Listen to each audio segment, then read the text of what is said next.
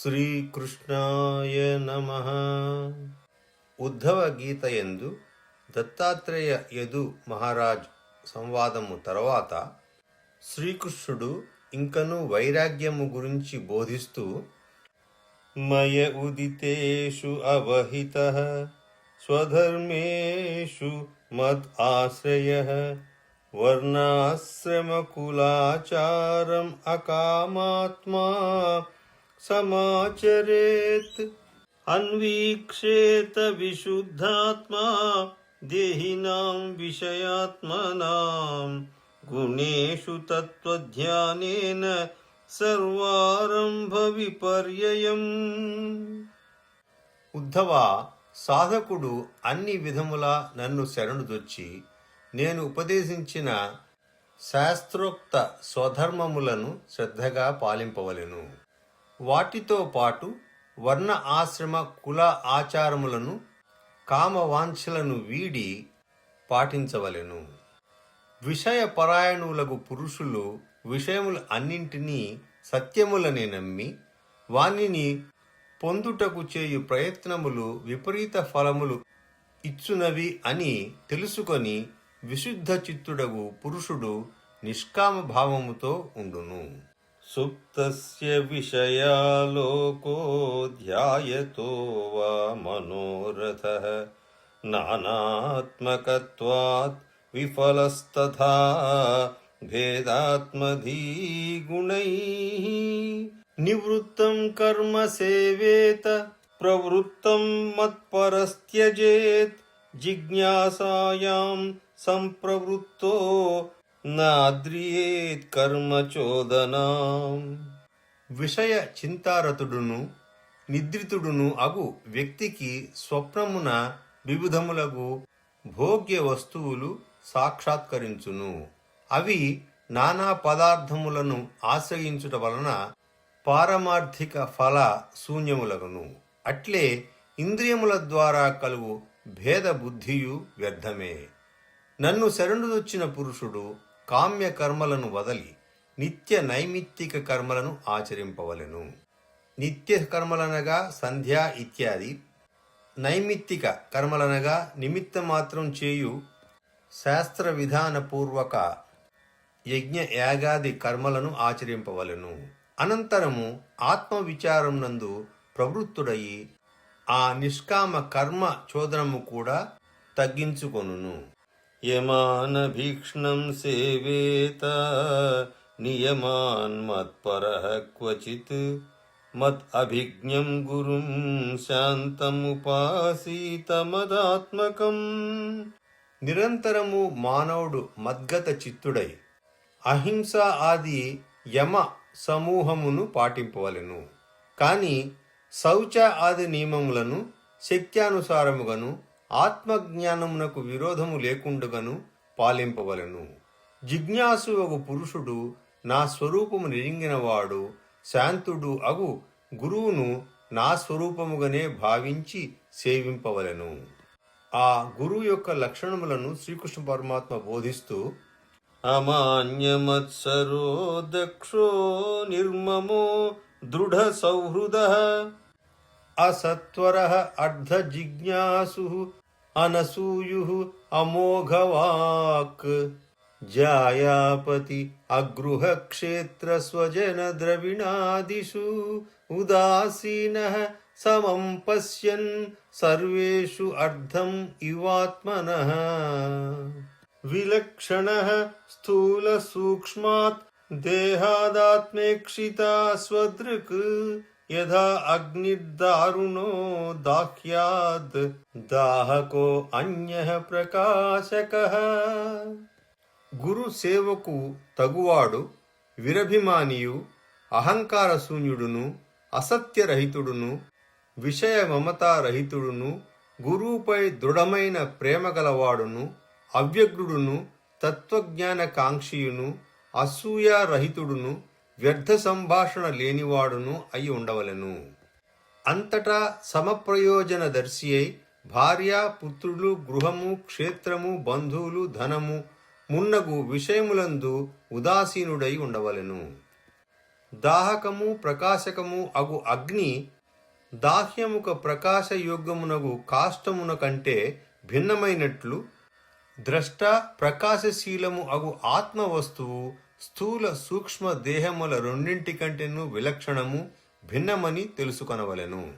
నిరోధ ఉత్పత్తి అనుబృహత్ నానాత్వం తత్కృతాన్ గుణాన్ అంతర్ప్రవిష్ట ఆధత్తే ఏవం దేహ గుణాన్ పరః యో అసౌ గుణర్విరచితో దేహో అయం పురుషస్య హి సంసారః తన్నిబంధోయం పుంసో విద్యాచ్చిదాత్మనః.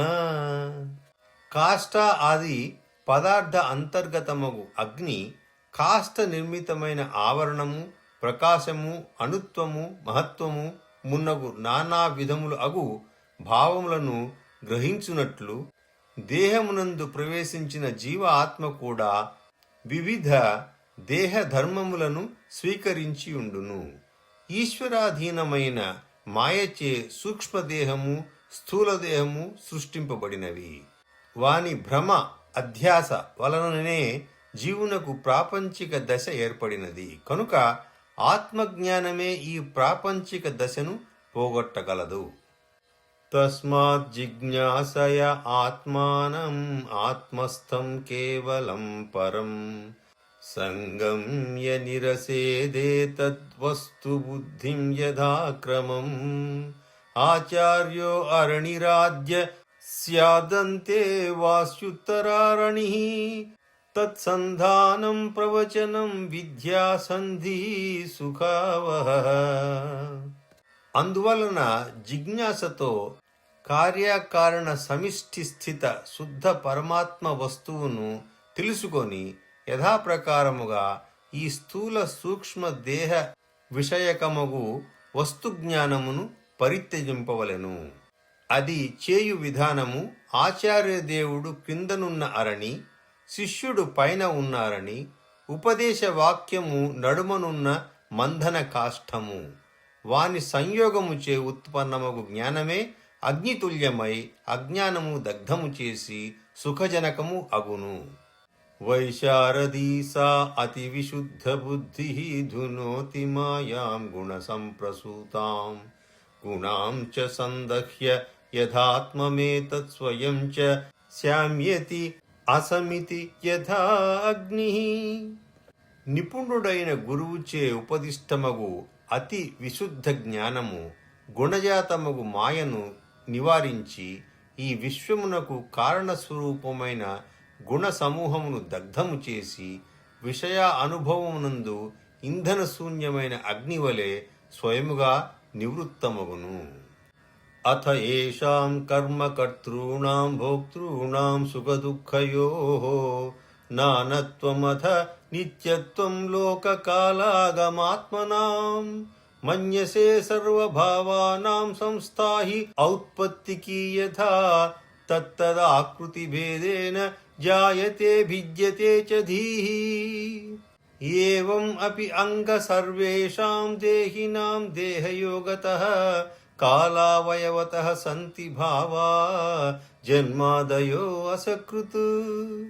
ఉద్ధవ, నీవు ఎప్పుడైనా కర్మల చేయు జీవుల నానాత్వమును, సుఖదుఖముల అనుభవించు జీవుల నానాత్వమును, జగత్తును, కాలమును, భోగ ప్రతిపాదిక శాస్త్రములను, ఆత్మలను నిత్యములు అని తలంచుచో, దానితో పాటు ప్రచ్ఛందన వనితాది సర్వ పదార్థముల స్థితిని నిత్యము యథార్థమునని భావించినచో, ఘట పట ఆది కృతి భేదముచే విషయ జ్ఞానము ఉత్పన్నమగుననియు మారుచుండుననియు భావించినచో, జీవుల దేహ సంవత్సరాది కాలావయవ సంబంధముచే కలుగు జనన మరణ ఆది అవస్థలను కూడా తప్పక అంగీకరింపవలెను.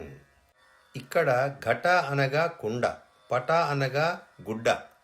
ఏ విధముగా కారణము మట్టి ఒకటే అయినా ఘటములు వేరువేరు రూపములలో ఉండునో, వస్త్రములు వేరువేరు అయినా దానిలో ఉండు దూది ఒకే రకముగా ఉండునో, అదే విధముగా జీవుల ఉత్పత్తి, పెరుగుదల, మరణము కాలానుసారముగా మారుతున్నను వాటి యందు ఉండు ఆ పరమాత్మ అంశ అయినటువంటి జీవ ఆత్మ నిత్యము, సత్యము, స్థిరము అని అంగీకరింపవలెను.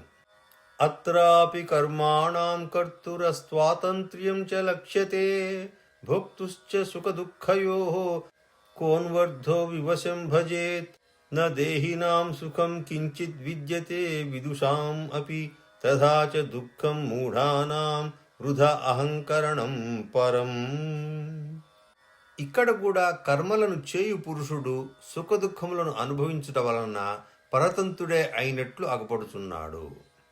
ఒకవేళ ఆ పురుషుడు స్వతంత్రుడే అగుచో దుఃఖఫల అనుభవమును ఏలకోరును. కావున పరాధీన వ్యక్తికి ఎట్టి పురుషార్థము సిద్ధింపదు. కర్మ కుశలురైన విద్వాంసులకు కూడా ఎల్లప్పుడూ సుఖమే లభింపనట్లును, మూఢులకెప్పుడును దుఃఖమే కలువనట్లును మనము చూచుచుందుము. కావున అహంకరించుట తగదు. ఇక్కడ జీవునిలోని అహంకారము చెలరేగుట వలన తద్వారా కర్తృత్వ భోక్తృత్వములతో కూడుకున్న వ్యక్తికి పురుషార్థ సారము అనగా మోక్షము సిద్ధింపదు. యది ప్రాప్తిం విఘాతం చ జానంతి సుఖ దుఃఖయోః తే అపిద్ధాన విదుర్యోగం మృత్యుర్న ప్రభవేత్యథా కోన్వర్థః సుఖయతి ఏనం కామో వా మృత్యురంతికే ఆఘాతం నియమానస్య వధ్యస్యేవ న తుష్టిదః. వారు సుఖప్రాప్తికి దుఃఖనాశమునకు ఉపాయములను తెలుసుకునురని భావించినను మృత్యువు వారిపై ఎట్టి ప్రభావమును చూపకుండుటకు తగిన ఉపాయములను ఎరుగరని భావింపవలసి వచ్చును. శ్రుతం చ దుష్టవత్ దుష్టం స్పర్ధాసూయాతి అయవ్యయైః బహ్వంతరాయ కామత్వాత్ కృషివచ్చాపి నిష్ఫలం అంతరాయైః అభిహతో యది ధర్మః స్వనుష్ఠితః తేనాపి నిర్జితః స్థానం యథా గచ్చతి తచ్ఛృణు. స్వర్గాది సుఖములు కూడా స్పర్ధ, అసూయ, నాశము, క్షయము అను దోష సమూహముచే దూషితములైనవి. అందువలన అవి ఐహిక సుఖముల వలె దుఃఖజనకములు. ముఖ్యముగా వానిని సాధించు యజ్ఞ ఆది కర్మలు కృషి కర్మల వలె అధికముగా విఘ్నయుక్తములు కావున నిష్ఫలములే అగును. యజ్ఞ యాగాది ధర్మములు ఎట్టి విఘ్నములు లేకుండా నెరవేరినచో వాని ద్వారా లభించు స్వర్గాది లోకములు ఎట్లు నశించునో చెప్పెదను వినుము. ఇష్ట ఇహ దేవతా యజ్ఞేః స్వర్లోకం యాతి యాజ్ఞికః భుంజీత దేవవత్ తత్ర భోగాన్ దివ్యాన్ నిజార్జితాన్ సుపుణ్యోపచితే శుభ్రే విమాన ఉపగీయతే గంధర్వైర్విహరన్ మధ్యే దేవీనాం హృద్యవేషధృక్ స్త్రీభిః కామగయా అనేన కింకిణీ జాలమాలినా క్రీడన్ న వేదాత్మపాతం సురా క్రీడేషు నిర్వృతః తావత్ సమోదతే స్వర్గే యావత్ పుణ్యం సమాప్యతే క్షీణ పుణ్యః పతతి అర్వాగనిచ్చన్ కాలచాలితః. యజ్ఞములను చేయు పురుషుడు ఈ లోకములో యజ్ఞముల ద్వారా దేవతలను ఆరాధించి స్వర్గమును పొందును. అచట తాను పుణ్యకర్మలచే ఆర్జించిన దివ్య భోగములను దేవతల వలె అనుభవించును. మనోహరమగు వేషములు ధరించి తాను సంపాదించిన పుణ్యముతో సర్వభోగ సంపన్నుడై ప్రకాశించు విమానమును అధిరోహించి దేవతా స్త్రీల నడుమ విహరించుచు గంధర్వ గణములచే కీర్తింపబడుచుండును. చిరుగంటల సమూహముచే శోభించుచు స్వేచ్ఛా విహారము చేయు విమానములో దేవతా స్త్రీలతో కలిసి హృష్టచిత్తుడై కూర్చుండి నందనవనము మున్నగు విహార స్థలములలో క్రీడించుచుండును. దానిచే భోగాంతమున తప్పక పతనము సంభవించునని కూడా అతడు ఆలోచింపడు. పుణ్యము ఉన్నంతవరకే స్వర్గములో ఉన్న పురుషుడు స్వర్గ సుఖములను అనుభవించును. అనంతరము పుణ్యము క్షీణించినంతనే ఇష్టము లేకపోయినను కాలచాలితుడయి క్రింద పడిపోవును.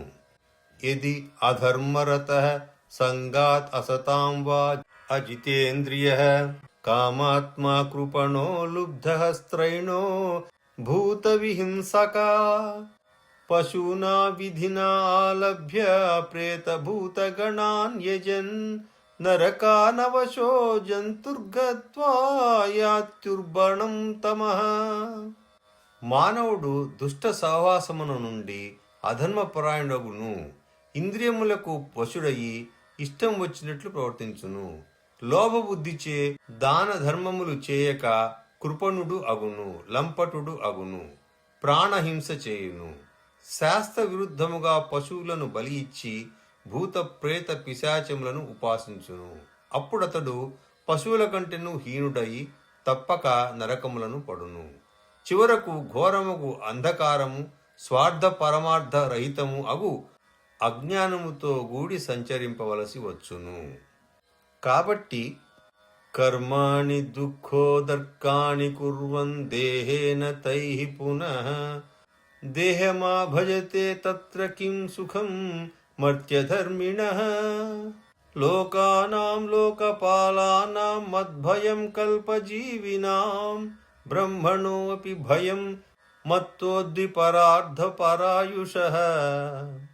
ఈ దేహముచే చేయబడు కర్మలు అన్నియు దుఃఖజనకములే. అవి మాటి మాటికి జనన మరణ పరంపరలను కలుగజేయుచుండును. ఇట్టి స్థితిలో మరణశీలుడగు జీవునకు సుఖం ఎట్లు కలుగును? లోకముల యొక్క లోకపాలుల యొక్క ఆయుర్దాయం కూడా ఒక కల్పము వరకే. అందువలన వారు నన్ను చూచి భయపడుచుందురు. అంతేకాక 2 పరార్థములు ఆయుర్దాయము గల బ్రహ్మ కూడా నన్ను చూచి భయపడును. గుణాః సృజంతి కర్మాణి గుణో అనుసృజతే గుణాన్ జీవస్తు గుణ సంయుక్తః భుంక్తే కర్మ ఫలాని అసౌ యావత్ స్యాత్ గుణ వైషమ్యం తావన్నానాత్వమాత్మనః నానాత్వమాత్మనో యావత్ పరతంత్ర్యం తదైవ హి. ఇంద్రియములు అన్నియు పుణ్య పాపాత్మక కర్మలను అనుష్ఠించును. సత్వాది గుణములు సర్వ ఇంద్రియములను వాని కర్మలయందు ప్రవృత్తమగునట్లు చేయును. అహంకారయుత జీవుడు ఇంద్రియముల ద్వారా కర్మఫలము అంతటినీ అనుభవించును. అహంకారాది సృష్టిలో సత్వాది గుణములకు వైషమ్యము ఉన్నంత వరకు జీవునకు దేవ తిర్యగ్ ఆది వివిధ రూపములు కలుగును. జీవునికి అట్టి నానా రూపములు ఉన్నంత వరకు కర్మ ఆధీనత్వము ఉండును. యావద్ అస్య అస్వతంత్రత్వం తావదీశ్వరతో భయం యయేతత్ సముపాసీరంస్తే ముహ్యంతి శుచ అర్పితా కాల ఆత్మ ఆగమో లోకః స్వభావో ధర్మ ఏవ చ ఇతి మాం బహుధా ప్రావుః గుణ వ్యతికరే సతి. జీవుడు కర్మ ఆధీనుడయి ఉన్నంత వరకు కర్మ ఫలదాత అగు నా వలన వానికి సాంసారిక భయము ఉండును. ఈ గుణ వైషమ్యమును దానిచే కలుగు భోగములను కర్మలను సేవించు జీవులు అందరూ శోక మోహగ్రస్తులు అగుదురు. సత్వాది గుణములు క్షుబ్ధమైనప్పుడు మానవులు నన్ను కాలము, ఆత్మ, ఆగమము, లోకము, స్వభావము, ధర్మము మున్నగు వివిధ నామములతో పిలచెదరు. అనగా గుణ ప్రవాహము పోయినటువంటి జ్ఞానికి కాలము, ఆత్మ, ఆగమము అనగా పురాణములు, ఇతిహాసములు, లోకము, స్వభావము, ధర్మము వీటి అన్నింటియందు భగవంతునినే చూచును. అప్పుడు ఉద్ధవునకు వచ్చినటువంటి ప్రశ్న, గుణేషు వర్తమానః అపి దేహజేషు అనపావృతః గుణైః న బధ్యతే దేహి బధ్యతే వా కథం విభో కథం వర్తేత విహరేత్ కైర్వా జ్ఞాయేత్ లక్షణైః కిం భుంజీతోత విసృజేత్ శయీతాసీతయాతి వా ఏతత్ అచ్యుత మే బ్రూహి ప్రశ్నం ప్రశ్నవిదాం వర నిత్యముక్తో నిత్యబద్ధః ఏక ఏవ ఇతి మే భ్రమః. ఓ దేవా, జీవుడు దేహాది గుణములలో ఉన్నప్పటికీ గుణాదుల వలన కలుగు సుఖాదులకు ఏల బద్ధుడు కాడు? లేదా గుణములచే ఆవరింపబడినప్పుడు ఏల బద్ధుడు అగును? బద్ధుడు లేదా ముక్తుడు అగు పురుషుడు ఎట్లు ఉండును? అతడు ఎట్లు వ్యవహరించును? ఏ లక్షణములతో గుర్తింపబడును? ఎట్లు భుజించును? ఎట్లు మలము విసర్జించును? ఎట్లు శయనించును? ఎట్లు కూర్చుండును? ఎట్లు నడుచును? అచ్యుత, ప్రశ్న మర్మము ఎరుంగు వారిలో నీవు శ్రేష్ఠుడవు. నీవు నా ఈ ప్రశ్నకు సమాధానము ఇమ్ము. ఒకే ఆత్మ ఏ విధముగా నిత్యబద్ధము నిత్యముక్తము అగును? ఈ విషయమున నాకు గల భ్రమను సమాధానమిచ్చి తొలగింపుము. ఇక్కడ వివరణ: శ్రీకృష్ణుడు పైన చెప్పిన దానిలో ఒక జీవుడు తన ఉపాధిలో గుణములకు లోనై స్వర్గ నరక ఆది లోకములను పొందును అనగా బద్ధుడు అగును అని చెప్పిన పిదప ఆ జీవుడు అదే ఉపాధియందు ఉండి సత్వ ఆది గుణములు క్షుబ్ధమైనప్పుడు కాలము, ఆత్మ, ఆగమము, లోకము, స్వభావము, ధర్మము వీటికి భగవంతుడికి భేదము లేకుండా సమదృష్టితో ముక్తి నొందిన చిత్తముతో ఎలా సంభవము అగును? అసలు ఆ జీవుడు బద్ధుడా లేక ముక్తుడా అను తన భ్రమకు సమాధానము ఇవ్వమని కోరెను. ఇక్కడికి 11వ స్కందములోని 10వ అధ్యాయము పూర్తి అయినది. నమస్కారం.